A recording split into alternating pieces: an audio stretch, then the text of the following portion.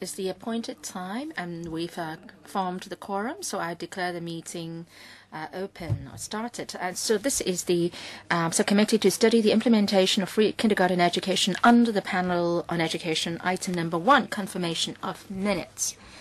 The minutes of the meeting on the 10th of February 2015 have been circulated to members. As of today, the Secretariat has not received any proposed amendments to the minutes, so I would like members to confirm the minutes. No objection, then minutes confirmed. So shall we now invite the administration team in, please? And now we will proceed to matters arising.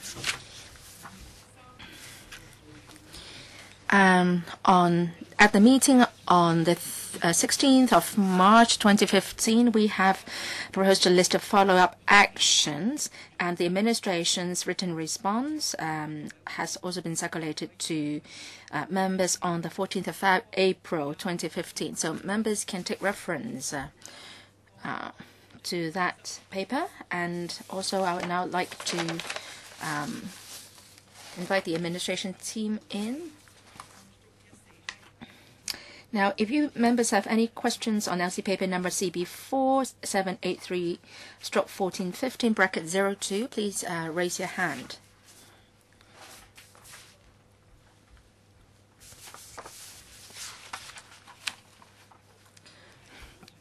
If there is no further questions, so let's move on to the items for discussion today. Planning for the provision of kindergarten places, in particular whole day, long whole day kindergarten places, and the admission arrangements for kindergartens.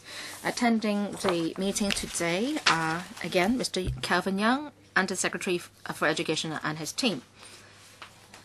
And in a minute, I will ask the Mr. Young to take us through the paper. The Secretariat has received via email submissions from 3 organizations, and the submissions have been circulated to members. And the papers, their submissions are also tabled. Please make reference to those papers. And Mr. Young, please take us through the paper. Madam Chair, we will be discussing 2 items today. The first is the planning for the provision of KG places, and especially whole day, long whole day kindergarten places and the admission arrangements for kindergartens. Now, Hong Kong's kindergartens are all privately run, and we have high operational flexibility and can respond efficiently to the demand for places from parents. Now, this is the markets where the supply and demand is basically balanced, and the Education Bureau would be making reference to the population, student enrollment, and relevant historical trends in projecting the demand and supply of different types of KG places. Now, if there are major residential developments, then the EDB will make reference to the Hong Kong Planning Standards and Guidelines to provide for areas to provide KGs. And we think that the relevant standards should be revised so that KGs can provide more whole day places. With regard to admission arrangements, the committee believes that the present arrangement should be maintained, and in response to stakeholders' concerns, improvements should be made. The committee believes that the allocation system for primary 1 and secondary 1 school places should not be adopted for KG, because we don't want to lose the flexibility we have now. And also the committee also believes that certain places should be provided for in the KG for K1 places for application from students other than those P1 ones originally in the KGs. And the committee also believes that children with working parents may be given priority in admission to whole day, long whole day classes. Undersecretary, 4 minutes each for each member. Hong Kong Planning and Standards and Guidelines. I believe that members here have mixed feelings towards such guidelines. Every time you raised this, I would like to understand this first. You quoted this HKBSG for nurseries, classes, and KGs, that the standard should be 730 half-day and 250 whole-day places for every 1,000 children in the age group of 3 to 5. First of all, I would like to understand when were the standards set up, when was the last review conducted. Now, from the submissions received and also parents that we have come into contact with, parents have a strong demand for whole-day places. Now, your ratio is 730 to 250. I don't know why it's 730. What about the remaining 20? Where have they gone? When will you conduct a review, and when? And can you share with us the old figures as well? The CS4A has also drawn up this population policy. We want to have more women joining the workforce. So from that angle, if we have more whole day and long whole day places, then that will help in unleash manpower from the women's sector. So for the Hong Kong planning standards and guidelines, have you tried to incorporate these new policy objectives in drawing up the standards? On Hong Kong PSG, in relation to KG planning, well, the standards have been in use for many years. I couldn't tell you right now when the standards were drawn up.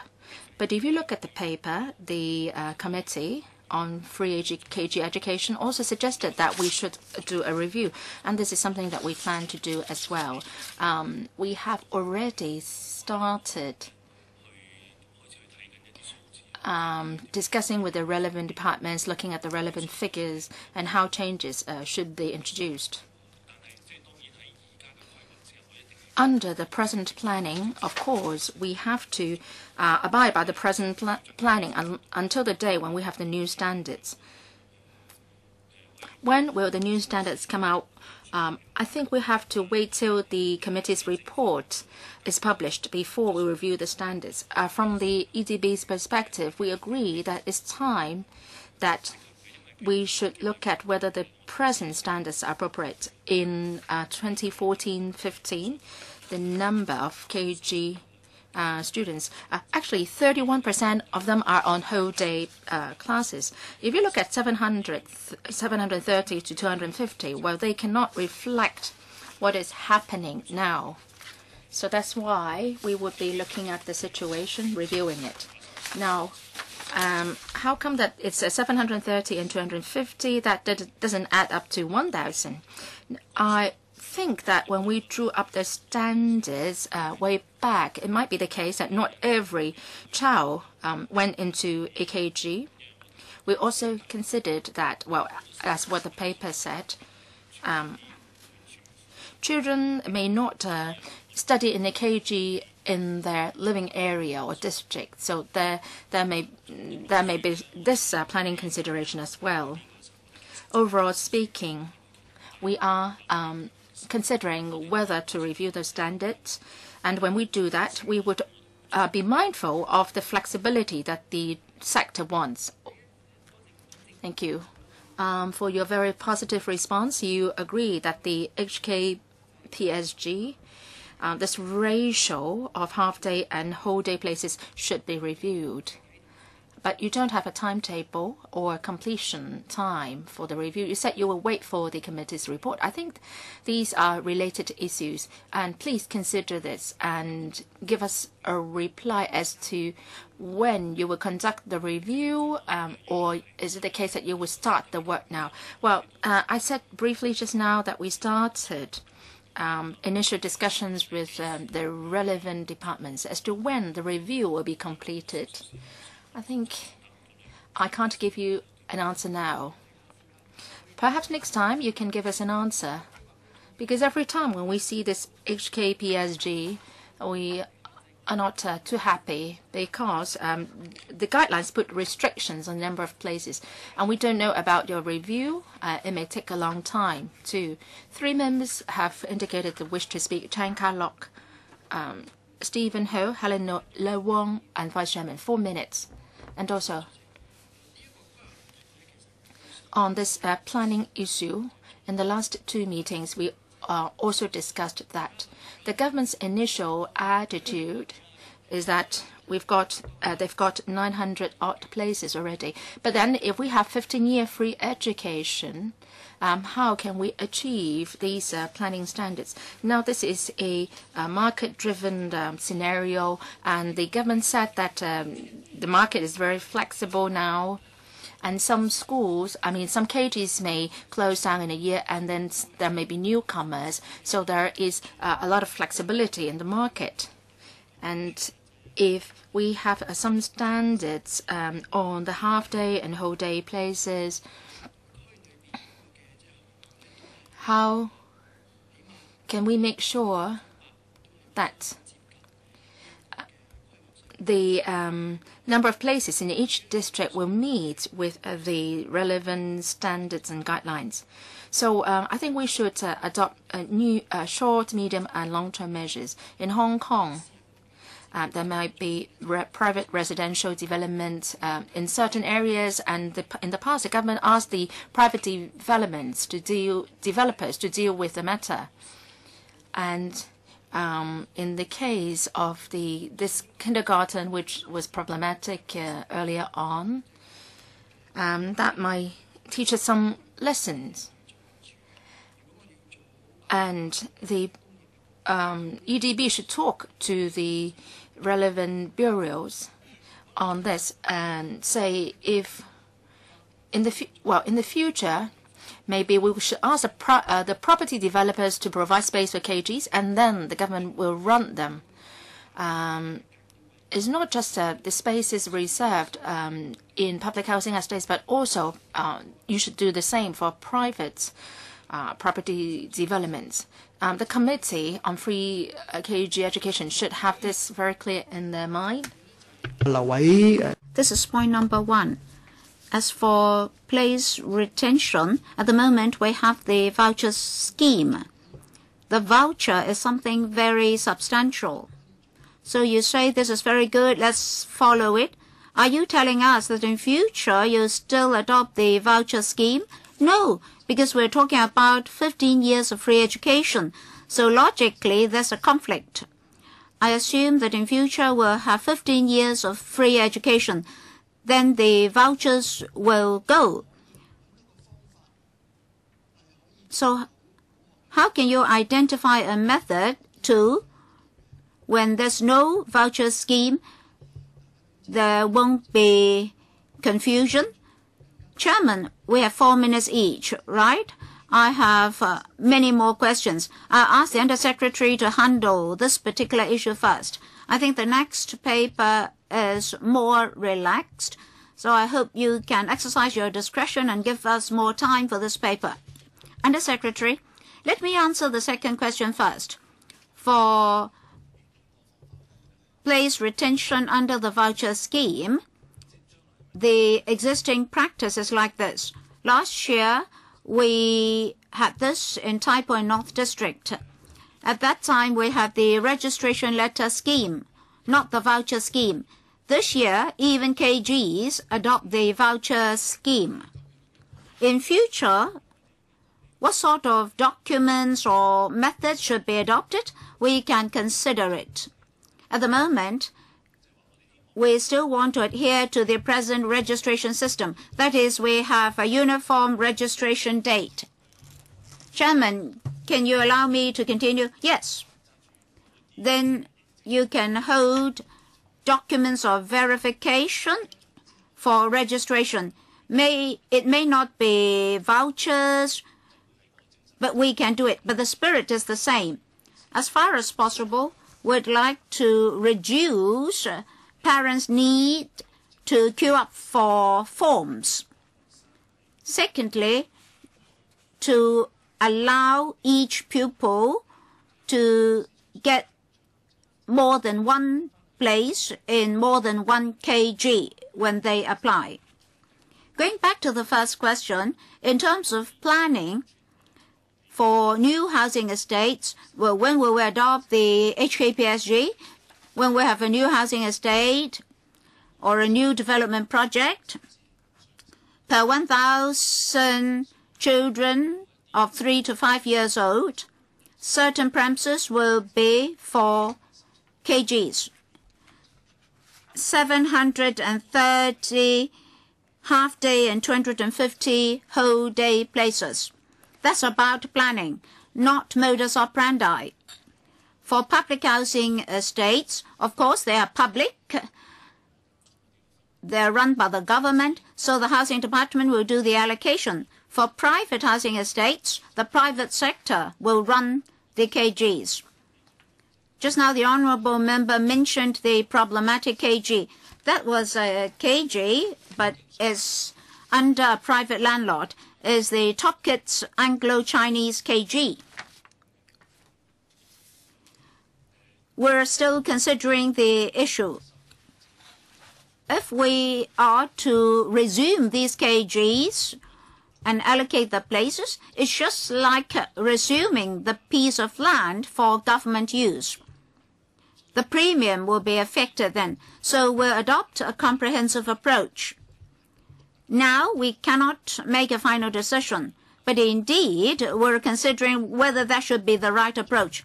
If we don't think about it in the private sector, rent will increase and these private KGs will be driven away. You should collect a lower premium. Chairman, allow me to continue.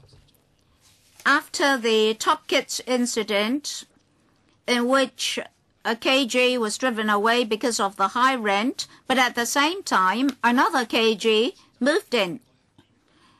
It's very difficult for us to choose which KG should get the premises. Insofar as market operations are concerned, the site was for a KG. So if we want to have more free KGs, that will be a challenge. So that's our major viewpoint at the moment. It's not true that under the system, these premises would drive away KGs. In that incident, we had another KG. So we're going to deliberate on the approach. Next, Mr. Stephen Ho. Thank you, Madam Chairman. I'd like to follow up on that question. What's the capacity of the government to cope with that pressure? I never heard any KG close because of rent, because always there are new KGs to run on the same site.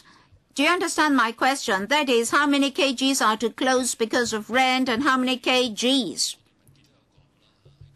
succeeded? Well, last year there are 20 KGs closing. At the same time, 30 new KGs opened.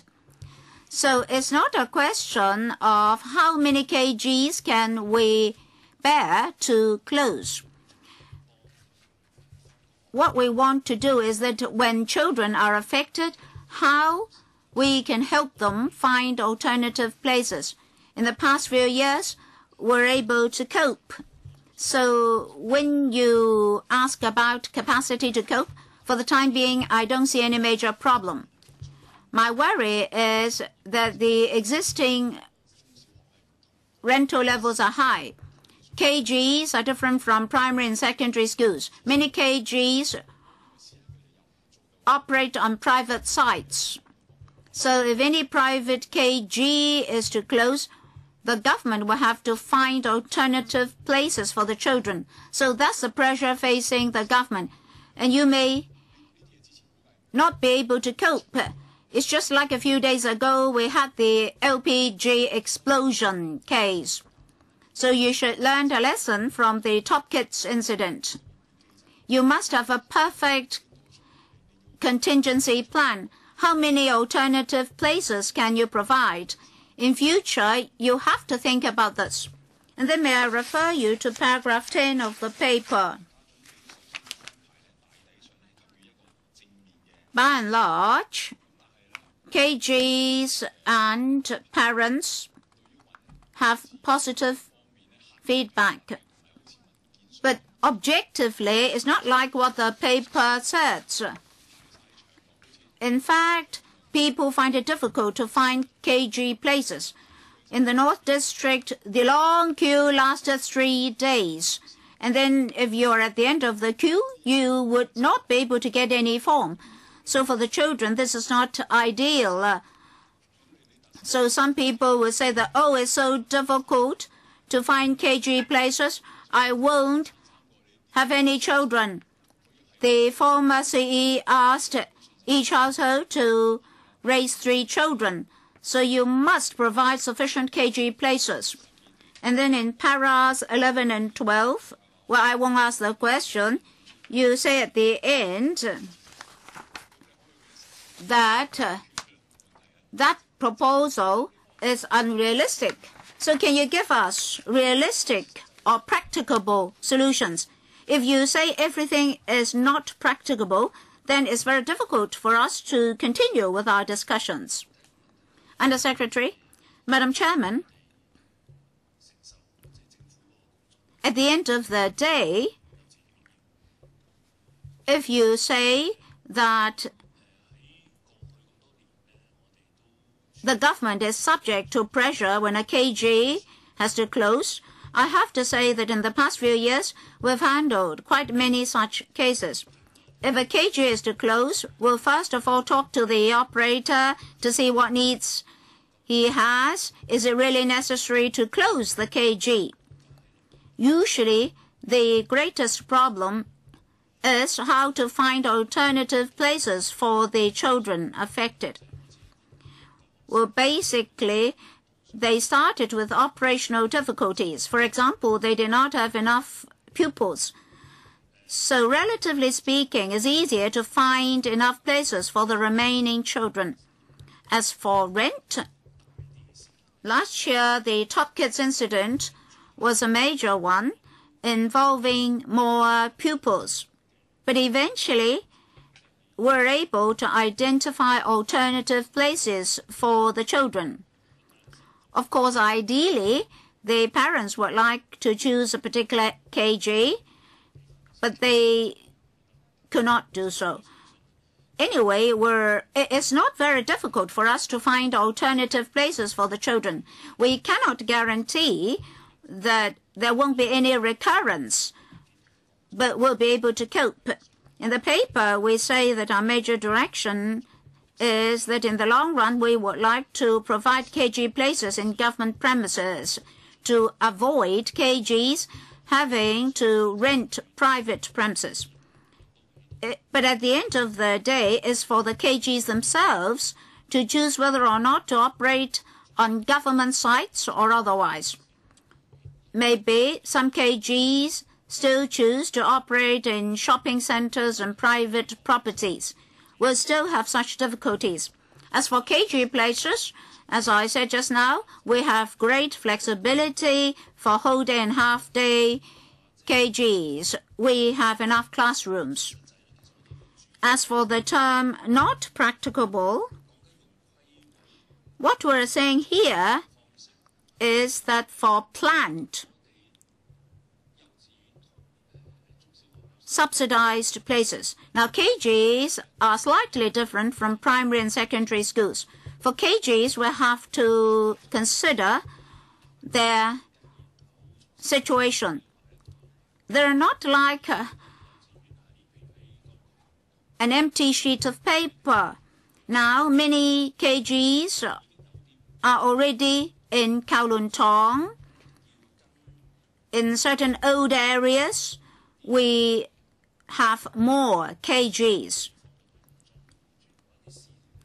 And then some KGs operate in commercial premises rather than government sites.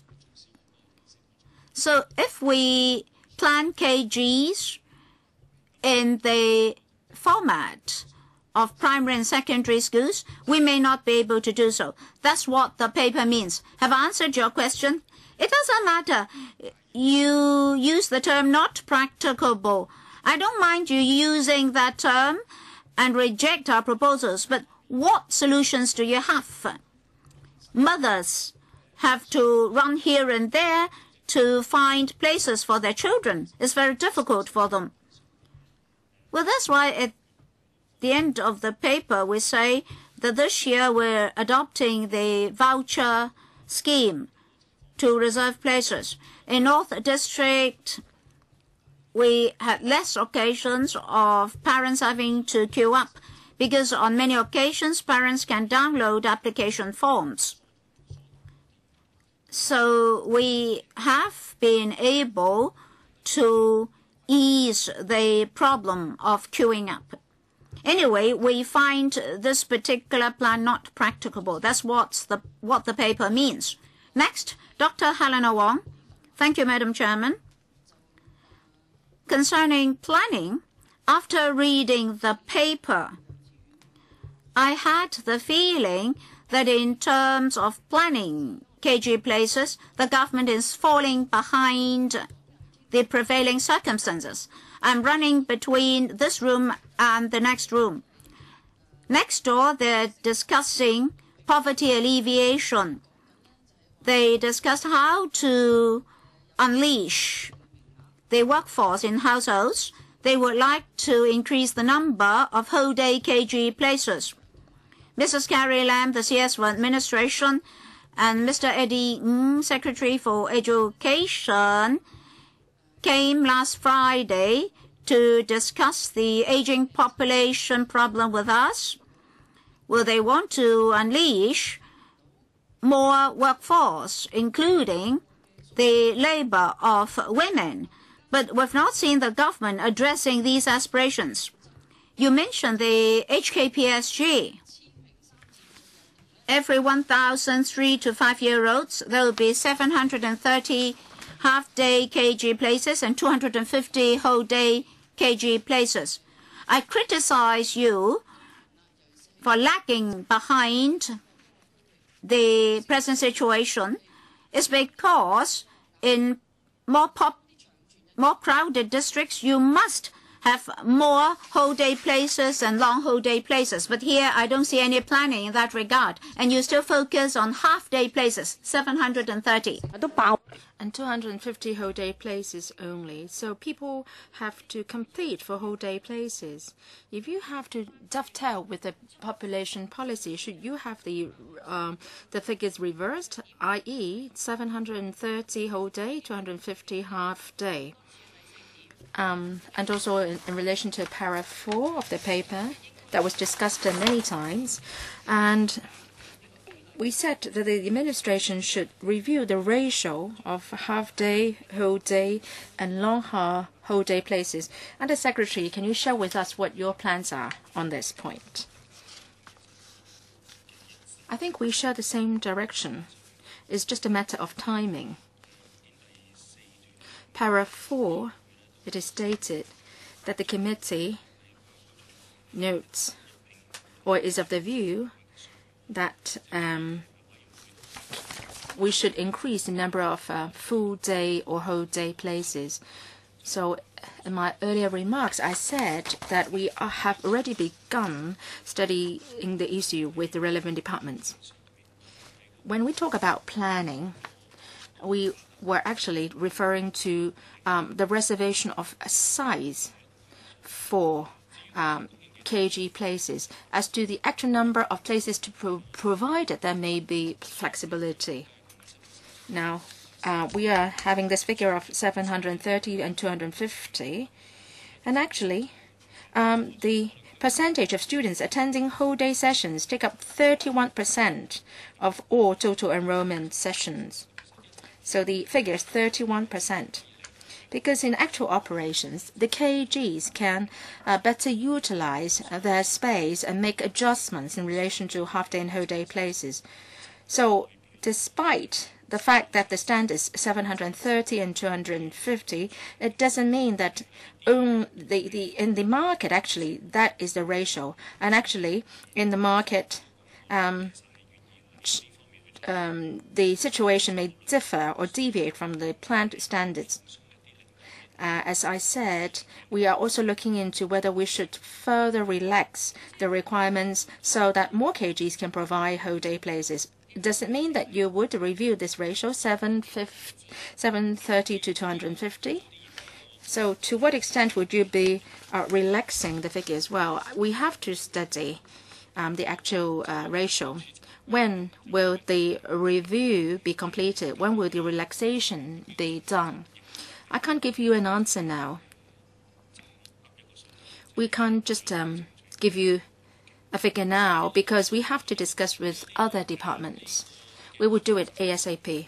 I think the view is very clear from what I heard from you, from what the committee has deliberated on, and also from the community. We've heard voices that there is a need for more whole day places. We've heard that loud and clear, and we're willing to do it. So this is one of the directions that we are heading towards. And as far as the planning of the area is concerned, that would be something that we would consider.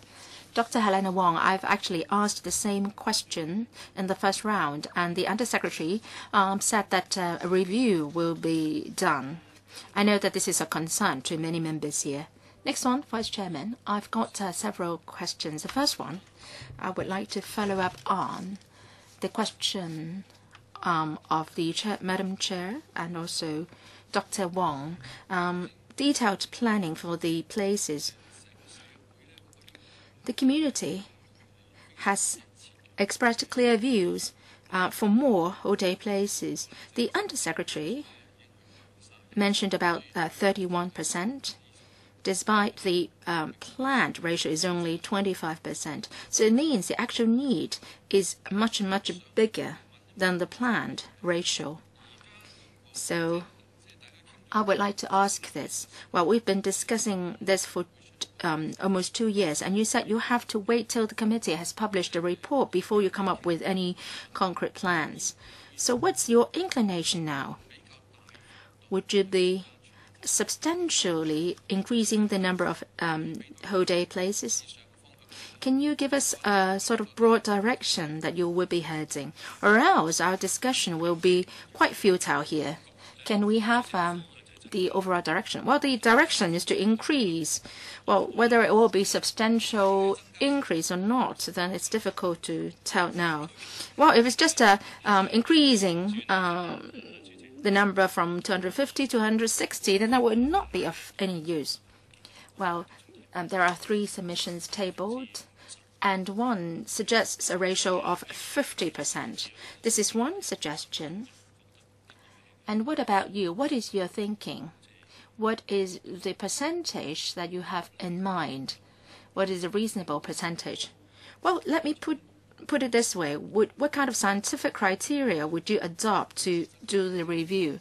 What are the principles for your review? Madam Chair, in our review, we would, of course, look at the present demand. We would also study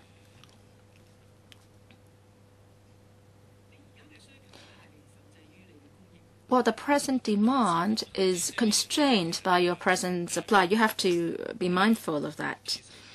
Well, we know that. Well, this is quite a balanced situation here. We have a supply of KG places, but well, there are some limitations. And we also have this kind of pull and push factors involved in the whole day and half day places. Some need half day places, others need whole day places. So the operators have to strike a balance themselves. Now for this 31%.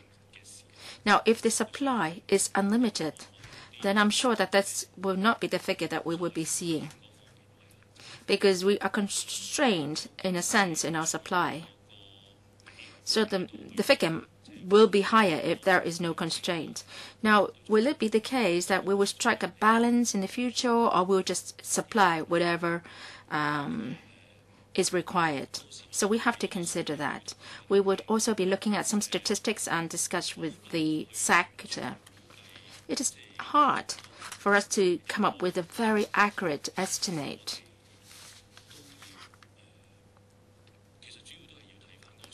We have to look at the demand, mainly. Madam Chair, 2 questions. The Undersecretary said that what we're seeing today is a result of all these push and pull factors. But is there any way that you can actually ascertain the actual need in Hong Kong? 31% is the result, but what is the actual demand? And also, have you talked to the Subcommittee on Poverty Alleviation and also the Commission on Poverty or the Population Policy Commission? If we are to achieve our targets, what more places, the number of places that we should be providing? Have you consulted the parents on this point? We would continue to discuss with the parents. However, if you just ask them, do you want a whole day place? And this will be difficult for us to get the results. We have to consider many other factors. In the last meeting, we also said this. In terms of education theories, we still believe that children should attend half-day places. And when parents make a choice, they have to be aware of our education theory and principles. Now, do you have any figures, say, the number of applicants which can show the demand? Do you have such figures? And also, have you talked to the Steering Committee on Population Policy on what their expectations are? We should not be just looking at the present demand. We want more women to actually join the workforce. So if a whole day places and long holiday places are solutions to the problem, have they come up with any proposals for you? Undersecretary, the Steering Committee on Population Policy has proposed certain measures to help women or the parents to join the workforce. They want us to implement more measures to encourage the parents to join the workforce. And so providing whole day places to their kids will be one measure. It would be difficult for us to conduct a survey or come up with some projections because the situation, the background of each family differs. Now, even if the parents join the workforce, it doesn't mean that there are no grandmas or granddads who can take after the kids at home. And, well, you don't have to be so complicated in your answer. Just let me know whether you have any figures or statistics on the demand. Have you talked to the Steering Committee on Population Policy? Well, let me suggest this, because a lot of members are very concerned about the principles that you would adopt for doing your review. So can you go back and think about this and present the same to us? Deputy Secretary, let me try to respond to members' questions in another perspective. Let's be forward-looking. If there are new housing estates built or new development areas built, the HKBSG were drawn up many decades ago and is without question that we should do a review on that. The Undersecretary also said that we are not starting from scratch here, and actually many KGs have been established in many districts in Hong Kong. So as to whether the KGs will provide whole day or half day places, the KG operators have been very flexible on that. Some people say that it's difficult to find certain types of places, but then that's only the views of a minority of parents. For KG operators, they've been trying to make the best use of vacant classrooms, and if there is an increase in population, they will use to the maximum the vacant classrooms, and if the number of children drops in a certain year, then they would be changing their modus operandi, say from half day to whole day approach. So that has been working well over the years.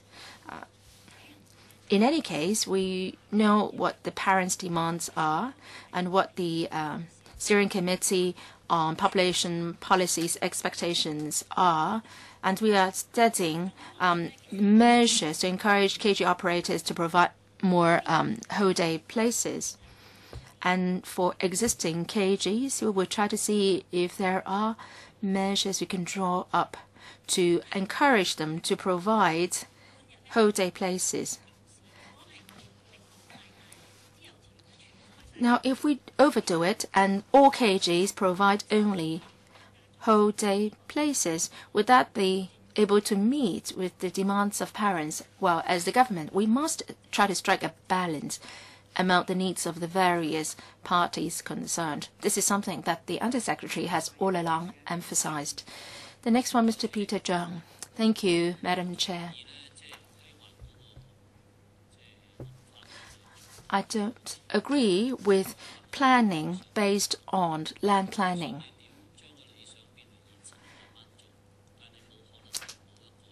You must have an ideal to start out with. So I don't see any planning objective on the part of the government.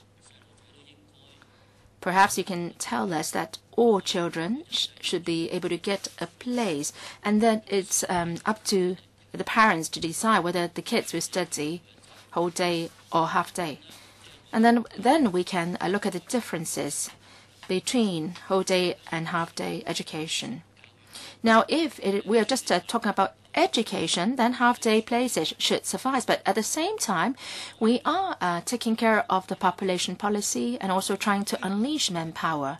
So the Education Bureau should not be just viewing the issue from the education perspective. You have to have a bigger picture. You have to discuss with the relevant bureaus and departments and try to unleash manpower or workforce. The dependency ratio will get higher and higher, and we need more people to join the workforce. Now, if we don't think about that now, then I would doubt the effectiveness of your initiative. Half day lasts 5 hours. But we are asking for long whole day places to help unleash the workforce. Now you are talking about 730 half day and 250 whole day places. That won't be able to help unleash the workforce. You must have long whole day places. Well, don't ask me how many places we want. We can't give you the answer. I think it's the government which should make the decision. So I would submit my views as follows.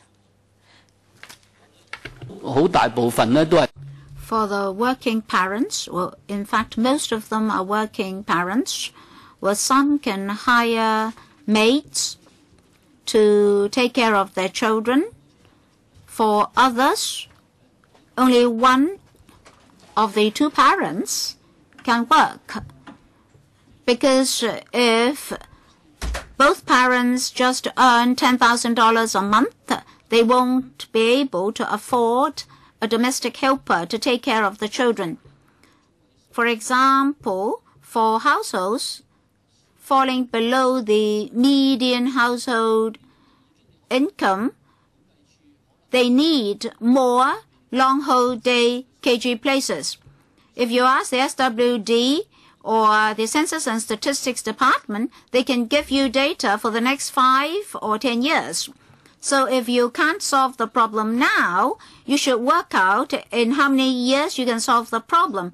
You cannot just say that, oh, I don't have enough resources now, so I'll render them all half-day places. Then you'll never be able to handle the reality.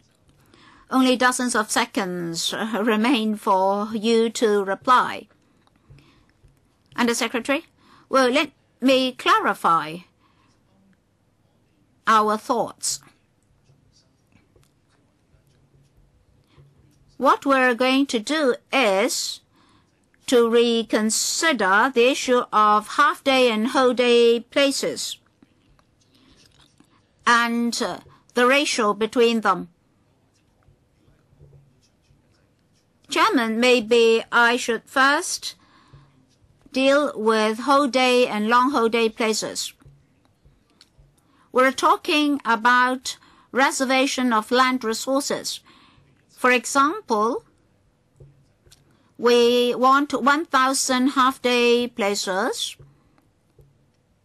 and on the average, 1.8 square meters for each child.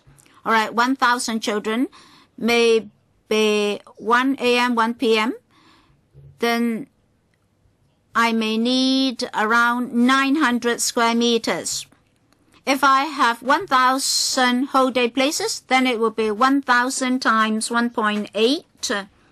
That's around 18,000 square meters. So that's in terms of area. For whole-day and long whole-day kgs, the remaining time can't be used by a half-day kg. So we really cannot afford to have long whole-day places at the moment.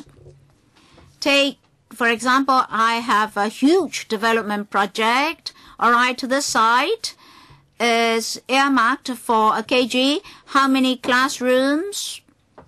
How many kg places? But when it comes to actual operations, how many whole-day and half-day places will depend on the prevailing market situation then. That's why just now I tried to say that although we plan for 250, in actual fact 31%, because the actual number of places is not subject to land planning only. We must have flexibility to cope with other factors. Particularly for new development projects, if we now have more demands in terms of planning, we need to have adjustments and changes. For the future, we've already started to review this ratio. Should we enhance it? Well, the paper mentions 5 to 5. Then maybe we need bigger sites. In future, will it really be 50 whole day, 50 half day? It may not be the case, because adjustments have to be made in accordance with the prevailing circumstances then. If you want me to give you an exact figure to satisfy all demands, it will be very difficult for me to do so. We can do some projection. Mr. Zhang mentioned a method. What's the size of our future population? How many households with both parents working, etc., etc. We can have rough estimates. But the more whole-day places you have, the more we'll be encouraging both parents to come out to work. Then eventually you may need more. So at the end of the day, we have to discuss with the statisticians to arrive at more reasonable projections. But of course, our projections have to be based on certain assumptions. When we work out our assumptions, we'll definitely take care of the objectives and estimations of the steering committee on population. So we have to make adjustments in accordance with the standards. Second round, 3 members. Mr. Kenneth Chan, the Deputy Chairman, and myself. Chairman, they're very correct. Demands are subject to supply. Well, that's the economic formula. Same for the election. If you get 5 in, but only 3 out, so you're subject to supply. Without civic nomination, we're not going to pocket the reform package. It's just like KG places. How can you convince those workers, the education sector, and councillors like ourselves to accept your proposal. Yes, the Undersecretary was correct. Eventually, you have to strike a balance. If you cannot have sufficient whole day and long whole day places, then you have to opt for half-day places. It's not like university places. For KG places, every child should get a chance for KG education. So you have to consider the issue of whole day and long whole day places. I have to discuss with the Bureau this very solemn matter. KGs are subject to problems like high rent. As a result, KGs have to consider more factors. Therefore, in the supply or provision of services, sometimes they have no choice. In the long run, if you do your planning well, you'll be able to assist the government in money saving. In future, you have rental subsidy for them because in future you will have 15 years of free education. I assume that some KGs will still operate in commercial premises. No matter how many KGs are to close because of high rent, you have to do your calculation because you're going to provide rental subsidy for them. So please seek help from the actuaries. So I just want to use your term of practicable. Please use practicable methods. If primary or secondary school premises are vacated, you should consider using them for KGs. For new development areas, you need to have new ideas for KG. Don't just speak and stop. Don't just pay us lip service. I'm sure most parents would opt for whole day and long whole day KGs. So, demand decides supply, not the reverse. Here, once I asked the Undersecretary to guess how many of us here need whole day and long whole day places, and he was unable to answer the question. Well, I can absolutely tell you that demand is worthy of your reference. And you have to answer queries from the education sector. Up to this moment, you've not given us a convincing answer. Undersecretary, any response? Madam Chairman?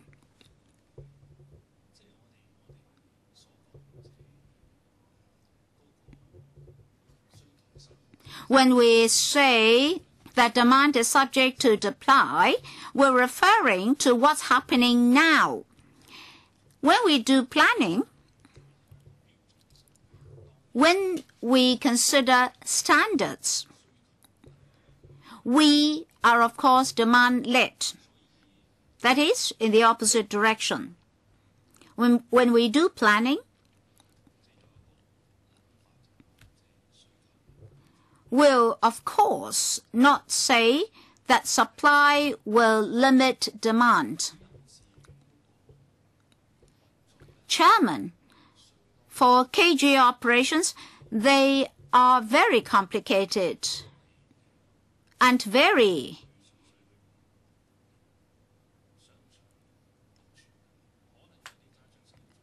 tactical or mechanical.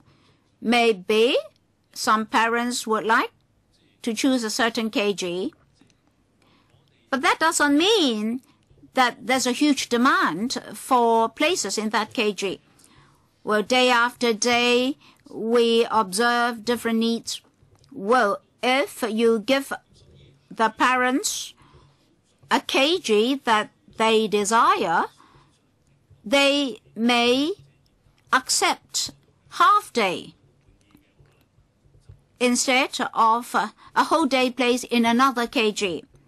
So it's very difficult to forecast actual demands.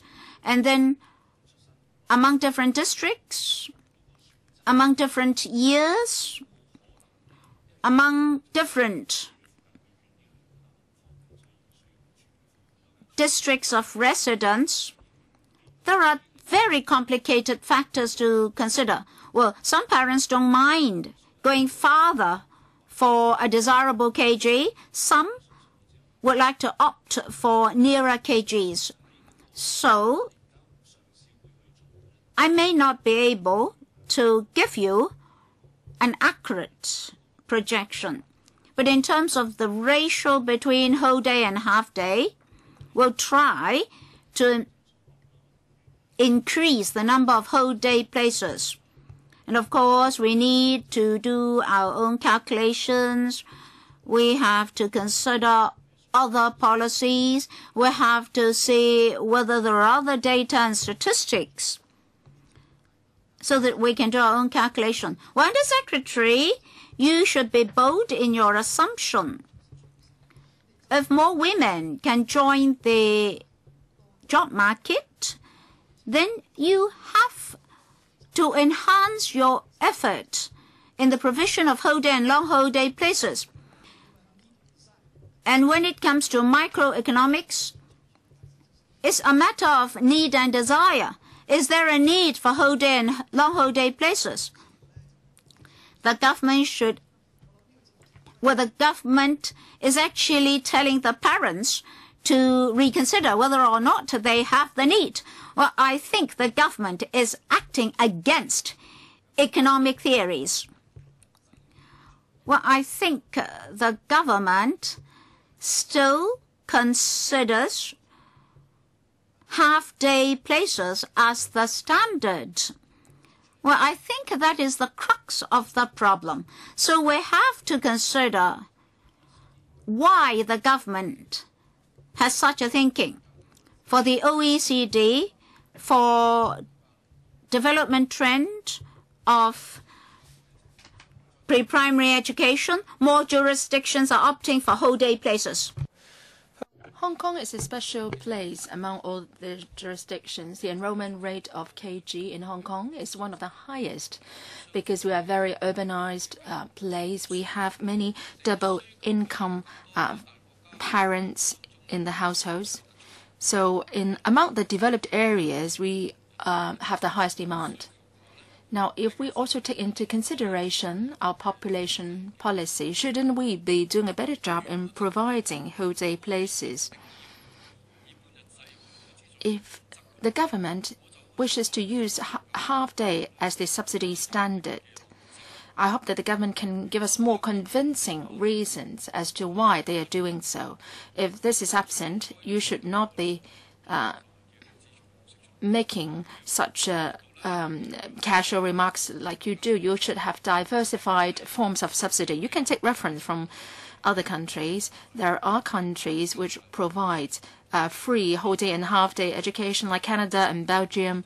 And what is their model? The administration has done studies in the past 2 years. Has there been any study showing that we can still provide a free education even if we increase the number of whole day places? I don't have much time. So perhaps on this particular point, can I have a response, please, first? The rationale behind half day and whole day, I think we have discussed that in the last meeting. We have explained clearly that up to this very moment, we still believe that half day places should be the more appropriate model for KG in Hong Kong in our present situation. I can cite some examples, say in Taiwan, Singapore, Japan. These are all countries in Asia, and most of them, well, actually many of them have half-day places in their KGs. It's difficult to compare Hong Kong to any particular country because the living environment, our habits differ. So, but as we explained in the last meeting, with regard to education theories, for the development of a child, apart from school life, a child should have sufficient time to spend with the family members. And that would do good to the whole person development and growth of the child. As we said in the last meeting, we acknowledge that in the Hong Kong society we do need whole day places. So we are willing to provide such places. And in our paper this time, we try to explain that with regard to planning, how we can provide more whole day places to meet with demands. We've discussed the issue at some length. Up to now, members may get the impression we haven't given you any concrete proposal. Well, we've just started the discussions. I've read through some information today on Taiwan. Well, in Taiwan, obviously, there are more and more whole day places in KGs. So I hope to see more convincing reasons from the government. Well, it's my turn for the second round. We have talked at quite some length about planning. I know that Undersecretary, you have a hard time. I hope that you have a more open mind. It's difficult for you to just say, ask the parents, do you want whole day places or long whole day places? They may answer in the positive, but then there are factors to be taken on board. What is the tuition fee? What is the motto? Etc., etc. In any case, I think you should face up to the demand here in Hong Kong. Of course, you may say that we have limited resources, limited land resources, and whether we can meet with the demands and how much more time do we need before we can dovetail with the population policy and so on. Please consider also this, apart from this subjective thinking or wish of the parents, we should also look at the objective fact, double income parents. Well, double income parents, especially those in the grassroots, they need whole day places for their kids because they can't afford to hire a maid, and their living environment will not be able to allow them to hire a maid. So please consider that carefully. There may be subjective wishes from the parents, but objectively speaking, we do have a demand for whole day places. So consider this and come back to give us an answer. And also on this paper, we talked a lot about planning, but you haven't mentioned about how the whole process of review will go. You seem that you would try to maintain the status quo because this is the sector is now flexible and can respond efficiently to demand from parents. Now, if 15-year free education is going to be implemented, you said the KGs will still have their say of their power to in the admission policies. So, say if parents would very much like to their kids to study in the same district as where they live, how would that arrangement be? I understand that there should not be a central allocation system, but if parents do really want to stay within their district, what would you do? And also tuition fee. If we are to have 15-year free education, how would you monitor the miscellaneous fee items? How we would assist kids to find KG places, I'll defer to my colleague to take that question. We didn't mention anything about tuition fees here in our paper. We haven't considered that when we drafted the paper. Madam Chair, you talked about double income parents.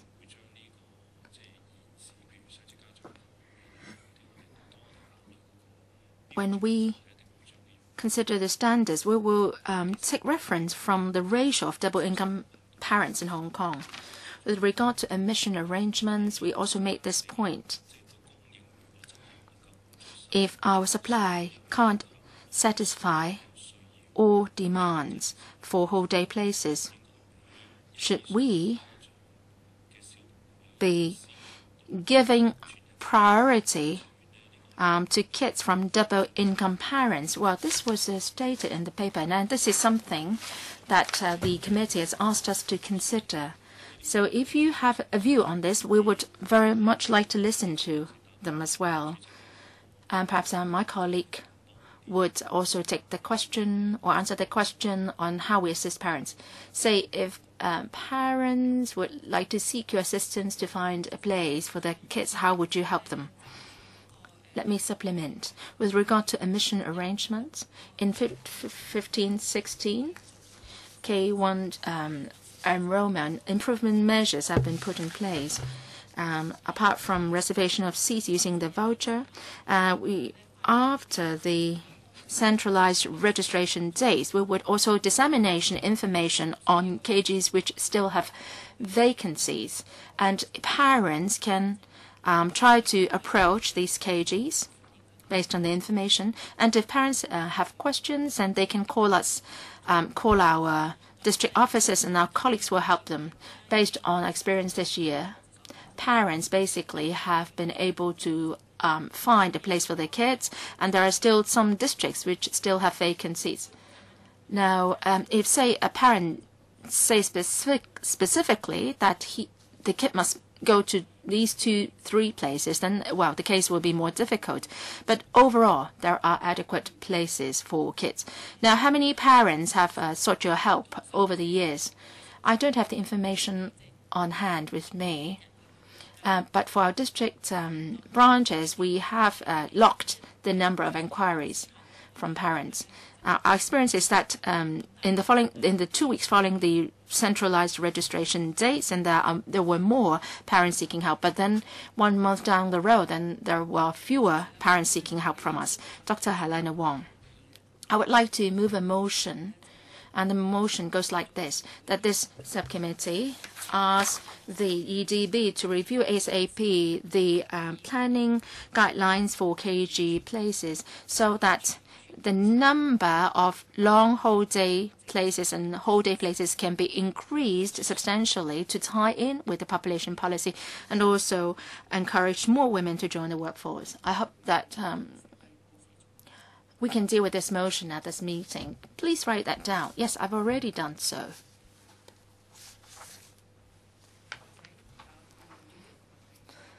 Vice Chairman, third round. And I'll ask the Secretary to try to sort out the procedures moving the motion. I support Dr. Wong's motion, and I also have 2 other questions. The first one, Hong Kong Unison has submitted a submission, and they hope that for ethnic minority parents, you should provide published information published on KG situation. This is something that can be easily done, so please consider that. Also, you talked about planning in your paper, and the government's role is important in planning. Paragraph 2 states that KGs are privately run and can respond efficiently to parents' demands for places. I don't think this is an accurate description, because later on in the paragraph it says clearly that if private KG operators would like to respond, but then the land is very much in control by the government. So the government would conduct a school allocation exercise for providing for KG places. Now, if the exercise can't be, takes a long time, then even if the KG operators would like to respond to changes in demand, then they won't be able to do so. Paragraph 5 of the paper cited the example of Kowloon City. Well, Kowloon City is an extreme example. Kowloon City means also Kowloon Tong. Kowloon Tong is a special place with regard to KG places. I don't know why you want to cite that example of Kowloon City. I don't think KGs in that area should fall within the scope of our discussion. And also, more importantly, in planning, is there a factor on trying to get the kids into cages in the areas where they live? Is there a factor? Now, para 5, the government should provide more. Setting numerical target for supply of KGs places on a district basis to match projected population may not be warranted. So if that is the case, how should we go about doing our planning? And also, in the next couple of years, what is the projection for KG places? Will there be an increase or decrease in the demand? I'm sure that parents are very concerned about these points. Undersecretary, what we try to say through the paper, what we want to say is that KGs are privately run, and some KG operators may be running the KGs in government premises and also in private premises. Now, they can set up a KG relatively quickly in a commercial premise. As long as they can find a place and they apply to us, then they can set up the KG. So that's what we meant when we talk about KGs can respond efficiently to the demand for places from parents. And over the years, we found that we'll be able to strike a balance between supply and demand through this approach. With regard to public housing estates, for the land used in public housing estates, in major housing estates to be developed, sites will be reserved for KGs. Now, if we want to allocate the size for KG operations, and then we would look at the demand and supply, and then we would be allocating the sites. And also, some operators may close down the KGs. Sometimes a housing estate may be aging, so KGs may not be viable in such an estate. So operators have to seek alternative premises. So I have to examine these estates as well. If you ask us to put such old estates on the market anyway and see whether any operator will come forward, well, we can do so. But very often when we have vacated premises, we'll first see whether or not there are already KGs operating in the vicinity.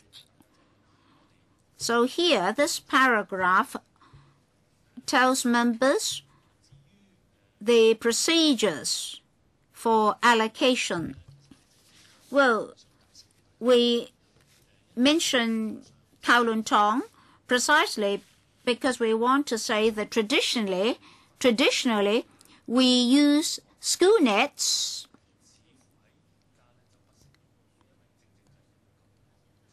well, it's not appropriate to use school nets and in-district allocation in the case of KGs, because many people don't live in Kowloon Tong, but opt for KGs in Kowloon Tong. So parents' choices do not depend on the distance of a particular KG from their home. So a regional-based system may not suit the need of present parents. All right, members have spent a great deal of time on asking questions. Just now, Dr. Helena Wong moved a motion.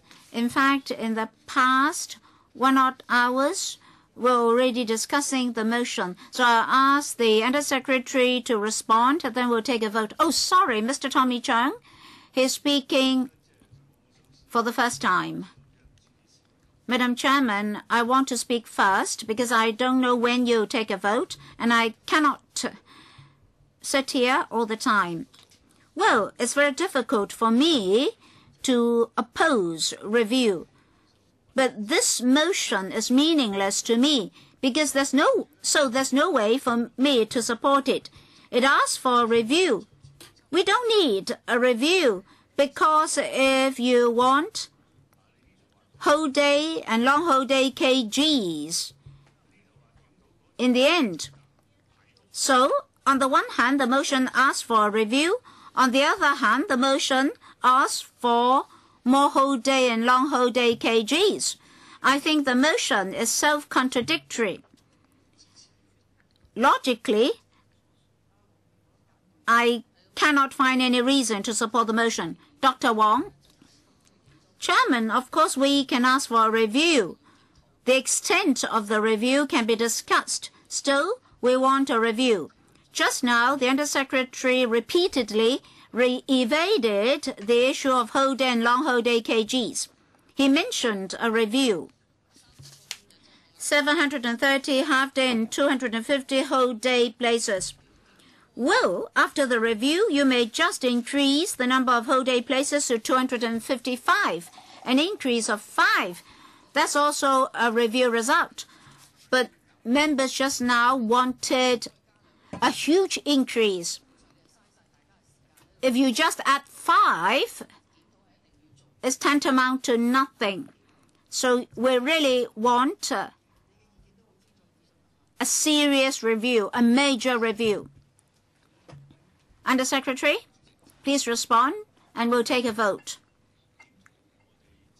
Chairman, concerning review, as I said just now, we're already conducting a review. So to us, this is no difficulty at all. But if you want a large-scale review, I really don't know what you mean by large scale. Maybe members can discuss. Just now I explained why we don't need to particularly mention long whole day places, because whole day places include long whole day places. Rather, it's better to have flexibility. We need to discuss whole day and half day, because one whole day equals 2 half-day places. But whole day and long whole day places are the same. All right, members have spoken their mind.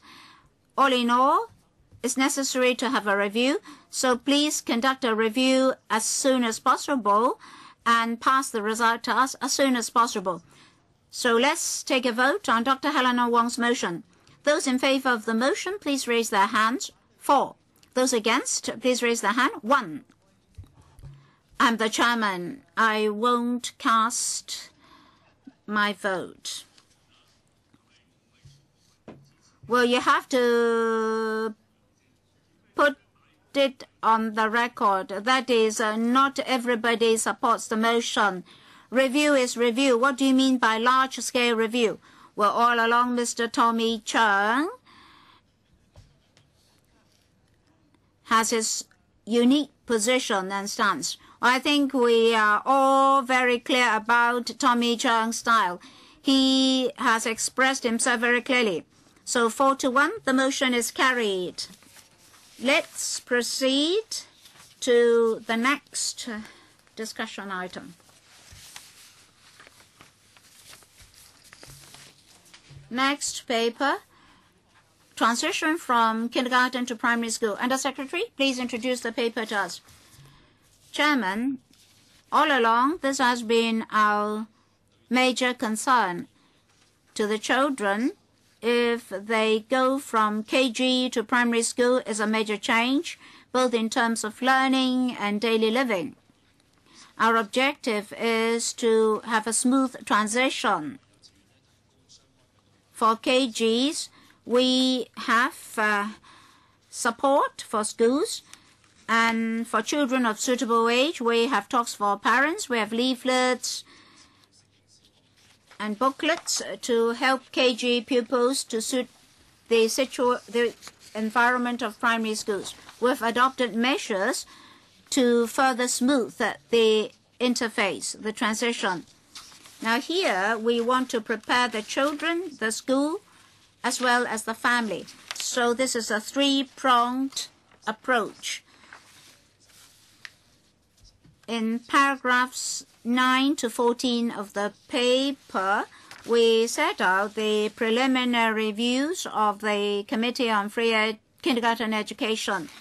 Questions are welcome from members. How many members would like to ask questions or speak? Deputy Chairman, 4 minutes, all right? And then it will be my turn. Madam Chairman, transition from KG to primary school, it's a warmer issue. But in this issue, there's a certain degree of difficulty. When a child goes from KG to primary school, it has to make choices. Therefore, KG pupils are subject to great pressure. Very recently, we got these reports about interview training classes for ordinary KG pupils and famous KG pupils. Well,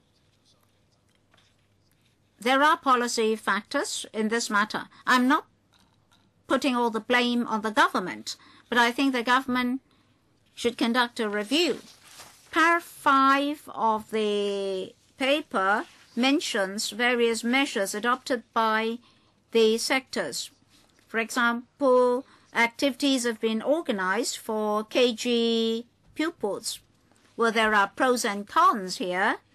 On the one hand, these activities can positively handle the transition problem. At the same time, this is some sort of a reflex action facing school closure problems.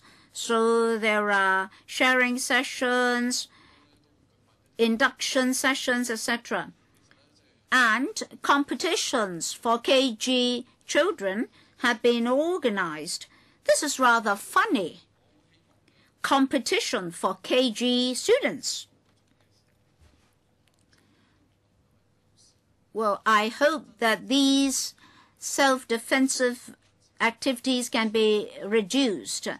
Rather, we should enhance the smooth transition between KG and primary school. When a child goes from KG to primary school, it should have a chance to get adapted to the curriculum of the primary school. For P1 and P2, they also come under the category of pre-primary education because the physical and mental elements of the children are not too different from those of KG pupils. So for P1 and P2 students, in terms of learning, we should try to cope with the learning habits of KG students. In fact, a child has to undergo major changes. In KG, there are no fixed seats. In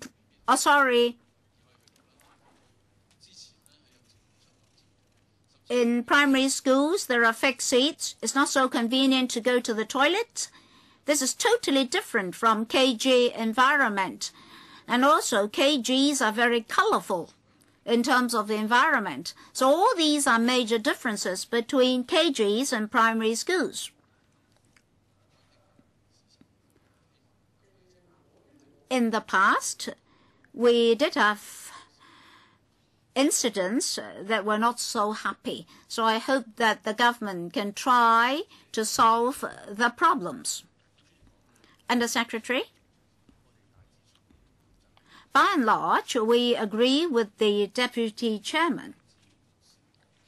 Between KGs and primary schools, well, although we differentiate schools between KGs and primary schools, the two are actually connected. But before 6 years old is KG, after 6 years old is primary school. In between, for the transition, we need to do more to make the transition smoother. As the Deputy Chairman said, P1, P2 are nearer to KG. So should we act on P1 and P2, or should we act on K3? That is, starting from K3, we should force the children to remain in fixed seats. That is not impossible. Children have great adaptation power. We should consider the characteristics of KG children. But then the transition should not present too drastic changes, so much so that transition problems emerge. So we need to communicate more with KGs. We should know one another, what we're doing, and we should understand one another's requirements. And KG teachers and parents should prepare the children earlier. And P1 and P2 teachers should understand the mental state of KG children. And when a child cannot adapt to the primary environment, more should be done for them. By and large, what a KG child should know, we should act on that so that at P1 and P2, the school is able to master the abilities and levels of the children. Mr. Kenneth Chan,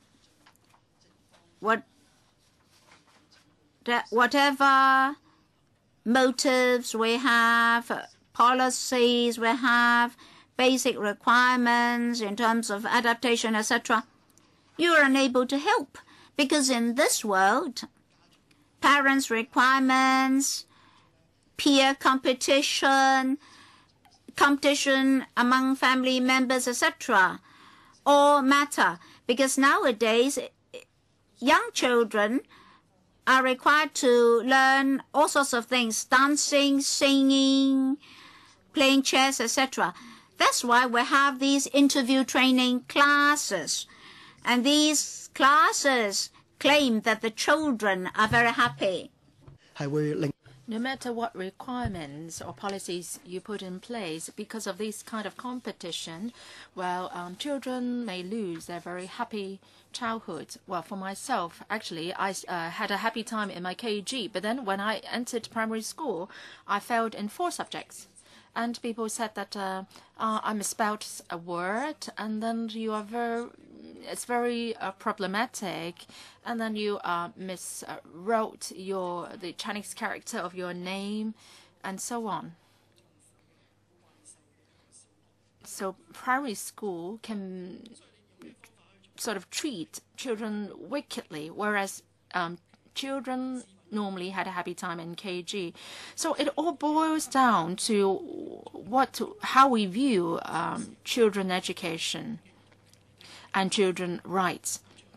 Now, if the whole society doesn't know anything about children's rights, and then we treat our children as people who fail, we administer a capital punishment on children. I've been slapped several times on my hand when I was young too.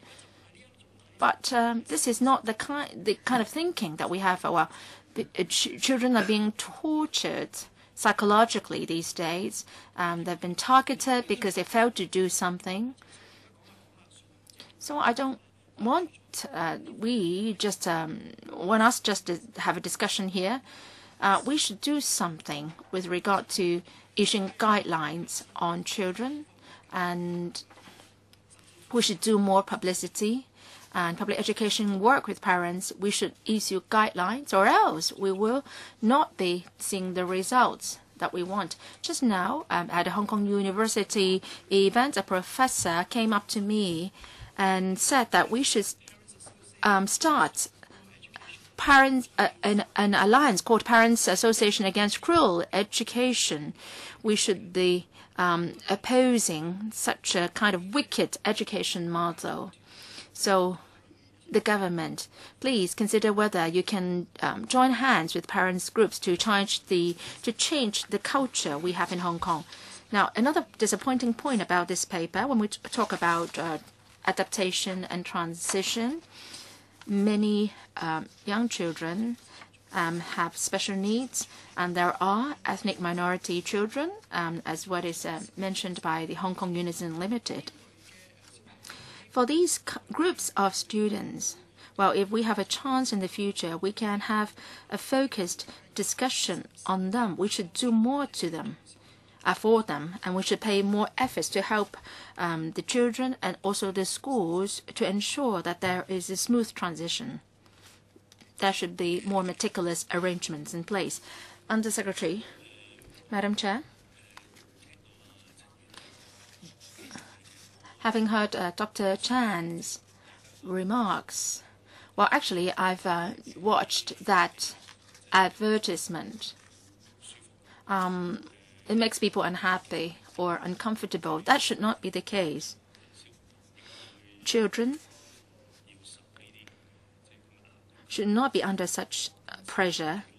This morning, I went to a primary school and visited it. Teacher said something opposite, and I asked the teacher, what are your demands or requirements on children coming or graduating from KG and joining your school? He said that they have certain self-care abilities. For KGs, or in KGs, there might be nannies helping you out with going to the toilet, helping to feed you, and so on. But in a primary school, the children have to go to the toilets themselves. Also, when they have lunch, they know how to, say, open up the lunch box because there is no more nanny to help them. And on the contrary, they don't need KG students to write a lot of things because at the primary school, P1, they have classes or lessons to teach children how to write.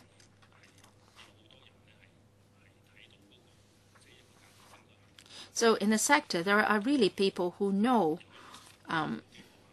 how education should work.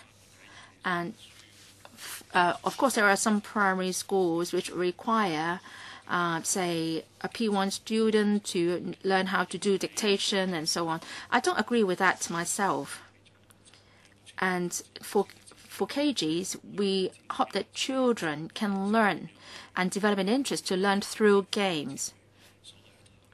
And they should try to explore things around them. We should not be asking them to spell words, to do composition, and so on. And if a school has such requirements on a P1 student, then that's grossly inappropriate. And if you can cite me some examples of such schools, we are more than happy to follow up with the schools concerned and understand why they have such requirements. Well, it's my turn, first round. My question is simple. If we want to change the culture, it's very difficult, and parents do have their own problems. Well, they may not like their students to take part in so many classes. The question is, well, a lot of their peers are doing it, and they are forced to do it. And recently, I've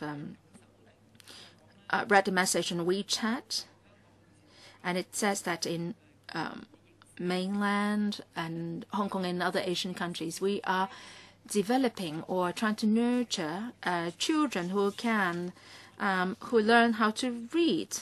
But then surveys have shown that children who learn to read may not be necessarily be those who succeed later on in their life, especially for students who read well. They might not have developed good social skills and so on. There are many reasons behind this, of course, and parents have to educate their students. I agree with Dr. Chan that whatever we do won't resolve the problem. We should change the culture, but that can't take place overnight. What I'm worried is that our parents are posing certain demands on the KG operators. And actually, in some prestigious elite KGs, in K3, they are already teaching stuff from P1 curriculum. And they're not even talking about bilingual or biliterate and trilingualism here. They are talking about a few more languages.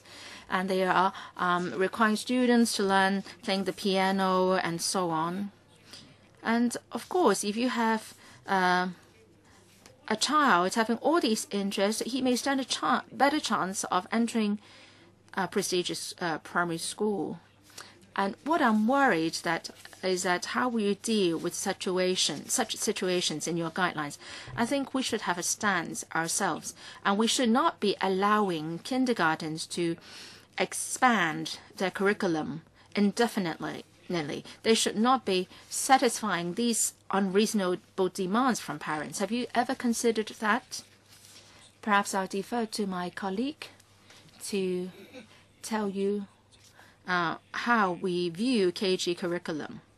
This is for sure something that we will consider in the future when we look at the transition issues.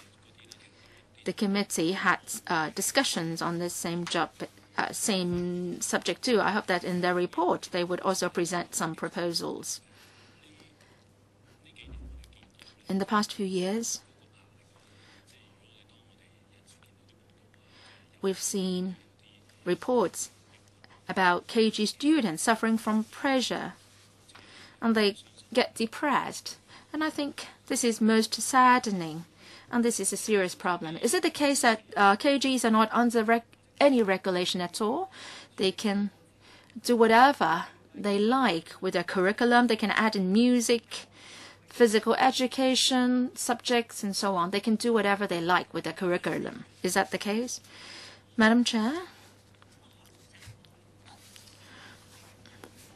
Concerning the learning content and also the pedagogy, we are regulating the KGs. We have a inspections on quality assurance.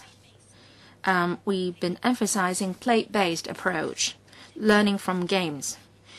And if we identify problems of KGs in that respect, we would point those out to the KGs, and the report we write will also be uploaded to our website. I think this approach has worked in the past. While we may not be able to stem out the problem entirely, but at least I think we can present our requirements to the KGs. And if there is room for improvement, the KG will be asked to make improvements.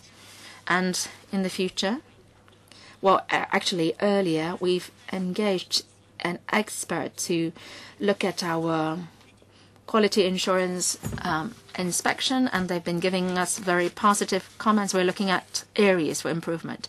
And also curriculum. We have a curriculum framework. And our new KG policies, we would also be doing something to improve the or adjust the curriculum framework. Actually, we are well aware of the problems, and if there is any room for improvement, we would be rolling out specific measures. My request is very simple. If we talk about 15-year free education, we must deal with this problem. Well, having heard what you said, I don't think you are attending to the problem. The prestigious KGs are privately run. They will not be regulated by you. But then these KGs are very popular among parents. They're teaching P1 stuffs at the K3 level. So will the committee look at all these issues too, including curriculum, content of the teaching, and so on? Yes.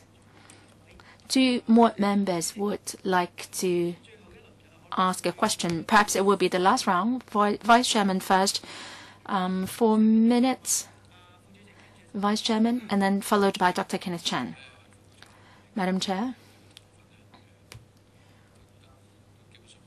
I find the Under-Secretary's reply satisfactory, but there is one point that I would like to highlight. The KGs should not have fixed seats for children just so that the KG students can transit smoothly to P1. That's not my expectation or demand. Now, second point, transition between KGs and primary school. I think one important issue is the size of the class. Primary schools, students' numbers may fluctuate, and in certain districts, the number of students in a class may be increased as many as some 30 students. But for KG class, 15 students have one teacher, or there are 2 teachers for every 30 children. And, well, if there is one teacher taking care of 15 children, you don't need to have a fixed seat. And, of course, we are also talking about playing games, so we don't need fixed seats. But I think the matter has to do not just with fixed seats, but rather the interaction between the teacher and the students, because the class size will affect the interaction. We try to limit the number of students in a P1 class to 25, going by some British studies, and we find it an appropriate size. But then the size of the class may fluctuate, and sometimes the student numbers may be increased to 30.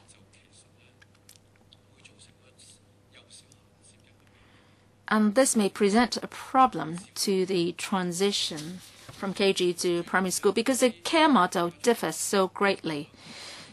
Recently, a parent told me, while she has moved to the mainland, she said that her child has been promoted, has entered a primary school. She couldn't adjust at all because the class size has suddenly increased to 40.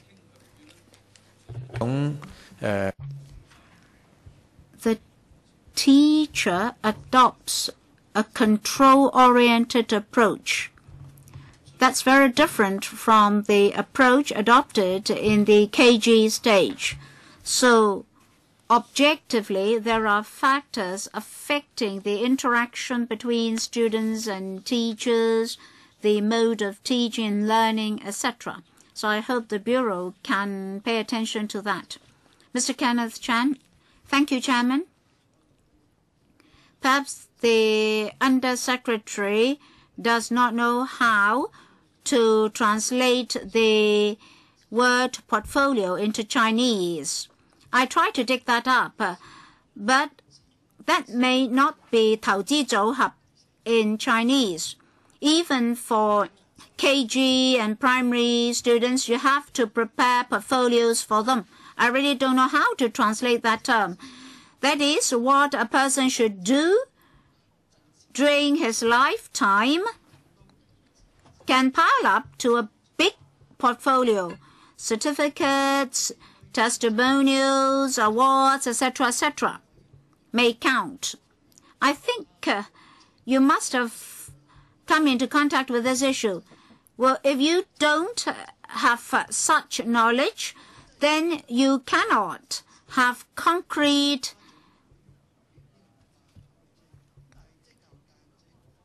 vision into the transition from kindergarten to primary school. I appreciate your positive attitude just now for the monster-style KGs. You cannot accept them.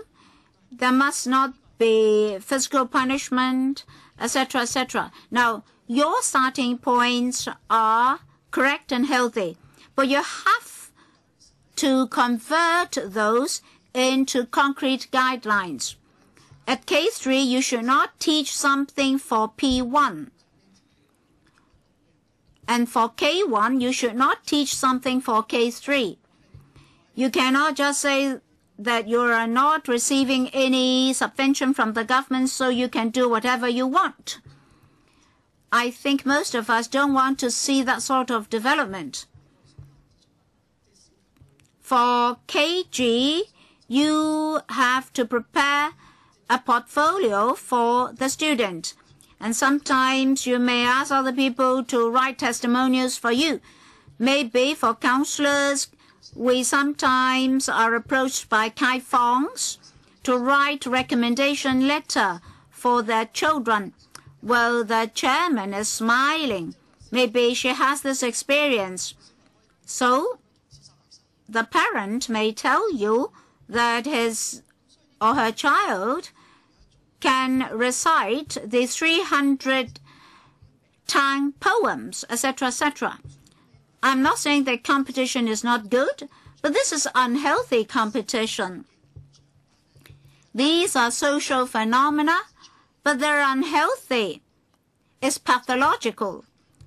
So you only comment on these problems. Well, if I'm a scholar, I can just comment and walk away. But for the government, if you're the undersecretary, if you're in the bureau, you have to do something substantial. Well, you have to pay attention to the United Nations Convention on Children's Rights. They have a whole series of rights. You cannot treat children as creatures created by you. Children have the right to say no. Say to these monster-style education. When they say no, you have to give up your approach. Well, talk to Moses Chang. He must have known all sorts of problems. So you have to improve on your approach on transition from KG to primary school. Have you heard those comments? Did the committee discuss these issues? Any official can help. Well, Madam Chairman, I was writing to the Undersecretary. Yes, the committee did discuss these problems. Certain behavior are not ideal. The committee does not want the Bureau to publish do's and don'ts. Within the sector, they're preparing guides, and we're following up on that. And please pass the views of the subcommittee to them. I believe in society similar views have been raised. I understand that we should respect the autonomy of schools, but when we observe such phenomena, we should be careful. Well, some primary schools this year told us that not to give them thick piles of documents. I think voices are emerging. So it's good for the sector to have professional discussion. Well, but then you have interviews. You have to consider the abilities of the children, English proficiency, Chinese proficiency, or maybe Putonghua proficiency. Anyway, you have to consider the so-called portfolio for KG pupils. I think we should respect professional leadership. At the moment, the market is leading us. All right, so much for this discussion item. Our next meeting will be held on the 14th of May at 8:30 a.m. So please mark your diaries. The original time slot clashes with another meeting. Well, let me repeat, 14th of May at 8:30 a.m. for 2 discussion items to provide support for non-Chinese speaking students and SEN students. Please also consider the views of the Unison. And then the other discussion item is the quality assurance mechanism regulation and long-term development of KGs or the KG sector. and then your monitoring of miscellaneous fees and charges. I think we should also discuss that. Anyway, we'll first deal with those two items first. Chairman, please try to understand from Mr. Moses Chang, Chairman of the Committee on Free Kindergarten Education, when they'll submit a report to the Bureau. I think it's about time for them to submit the report. Is that delayed? Because we need to follow up on the report. If they are to submit the report in May, then at the next meeting, we should discuss when we're to discuss the report. And the Secretary, please report on the latest progress on the submission of report. As far as I know, their objective is still to submit the report in late May or early June. I think you've tentatively fixed your June meeting for the 9th of June. Whether or not we can beat that date, I'll let you know as soon as possible. I understand that they are still adjusting their report. The clerk reminds us that we've scheduled 2 meetings for June. Once you've got the report, please pass it to our members. All right? If there's no other business, meeting adjourned. Thank you.